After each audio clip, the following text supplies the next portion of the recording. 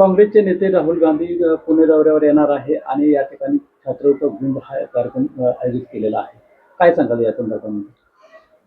दिल्लीच्या जंतर मंतर या ठिकाणी झालेल्या जेन झीच्या आंदोलनाच्या पार्श्वभूमीवर आपल्या राजकीय पक्षाची स्वार्थी पोळी भाजून घेण्यासाठी आणि आपला संपुष्टात आलेला जनाधार मिळवण्यासाठी राहुल गांधी पुण्यामध्ये छात्रों की आवाज हा कार्यक्रम करीत आहे. परंतु 2014 नंतर जर आपण पाहिलं तर देशातील काँग्रेसचा जनाधार कमी होताना दिसत आहे आणि देशातील जनतेने नरेंद्र मोदीजींच्या नेतृत्वावर विश्वास व्यक्त केलेला आहे. त्यामुळे देशामध्ये आज नरेंद्र मोदीजींच्या नेतृत्वाखाली त्यांच्या NDAचे 22 राज्यामध्ये सरकार आहेत आणि काँग्रेस अधपतनाला चालू दिसत आहे. याच्यासाठी आपला जनाधार सावरण्यासाठी राहुल गांधींनी छात्रों की गूंज हा कार्यक्रम ठेवलेला आहे. परंतु महाराष्ट्र छत्रपती शिवाजी महाराज फुले शाहू आंबेडकरांच्या विचारधारावर चालणारा असल्यामुळे अशा प्रकारच्या स्वार्थी काँग्रेसच्या राजकारणापासून त्यांनी योग्य तो धडा घेतलेला आहे.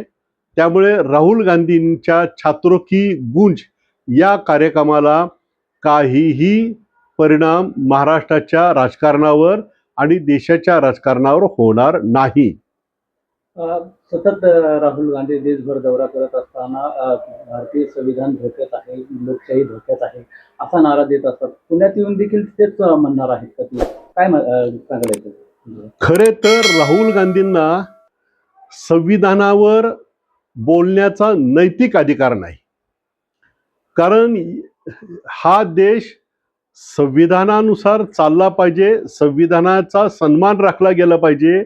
हे जेवढं सत्य आहे तेवढंच या संविधानाचा अपमान करण्याचा, संविधानाची मोडतोड करण्याचं पाप या देशामध्ये स्वर्गीय पंतप्रधान इंदिरा गांधींनी केलेलं आपण पाहिलेलं आहे. त्यांनी आणीबाणी लादून संविधानाचा फार मोठा अपमान केलेला आहे. त्यामुळे इंदिरा गांधीची विरासत सांगणाऱ्या राहुल गांधींना संविधानाचा नैतिक अधिकार त्याविषयी बोलण्याचा नाही. उलट संविधान के सम्मान में नरेंद्र मोदी जी मैदान में, संविधानाचा सम्मान ठेवत डॉक्टर बाबासाहेब आंबेडकरांच्या विचाराशी प्रामाणिक राहून या देशातील सर्व नागरिकांना समान नागरिकत्वाची भावना ठेवून सबका साथ, सबका विकास, सबका प्रयास अशा पद्धतीची विचारधारा राबवून या देशामध्ये डॉक्टर बाबासाहेब आंबेडकरांना अभिप्रेत असणारं, संविधानाला अनुकूल असणारं राजकारण, समाजकारण करताना दिसतात. त्याचमुळे 2014 असेल, 2019 असेल आणि 2024 सालामध्ये तिन्ही टर्मला नरेंद्र मोदींवर या देशातील जनतेने विश्वास व्यक्त केलेला आहे. एकंदरीत पुणे दौऱ्यावर राहुल गांधी येत आहे, याचा फायदा काँग्रेस पक्षाला होईल का? काय वाटतंय? महाराष्ट्रामध्ये काँग्रेस मृतपाय झालेली आहे. त्यामुळे मृतपाय झालेल्या काँग्रेसला संजीवनी मिळवून देण्याची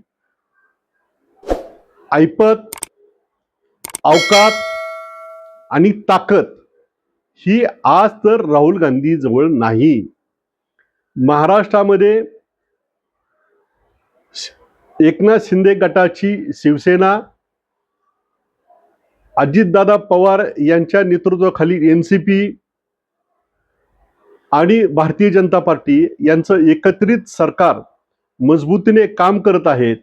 त्यामुळे महाराष्ट्रामध्ये काँग्रेस आणि त्यांच्या गठबंधनची जे काही राजकीय पक्ष आहेत हे शक्तिहीन झालेले आहेत.